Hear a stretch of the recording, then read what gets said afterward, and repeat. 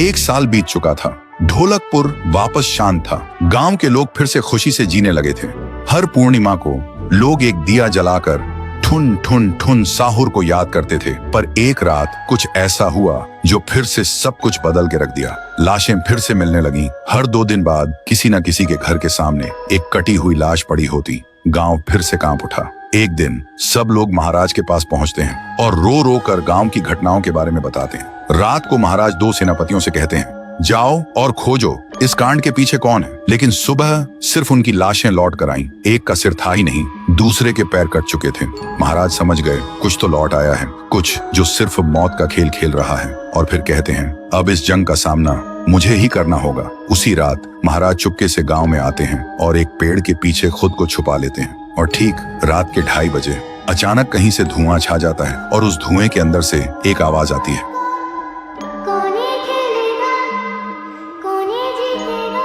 और फिर धुएं के बीच से निकलती है एक गुड़िया, गोल आंखें, एक बेजान सी मुस्कान, लेकिन चेहरा मौत का पैगाम।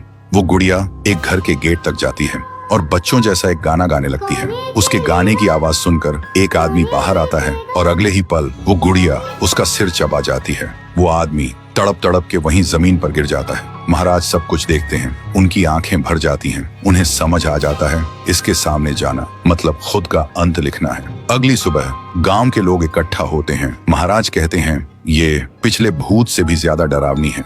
इसे सिर्फ वही हरा सकता है जो मौत को पहले ही हरा चुका है। और फिर एक पूर्णिमा की रात सब लोग दिया जलाकर पुकारते हैं, आप वापस आइए, आपके बिना ये गांव जिंदा तो है पर जीने जैसा नहीं। तभी एक आवाज गूंजती है, और उसी देह की आग से एक जलता हुआ पेड़ बनने लगता है और उसी पेड़ में से ठुन ठुन ठुन साहुर निकलता है। तभी फिर से वही धुआं छा जाता है और उसके साथ ही एक आवाज।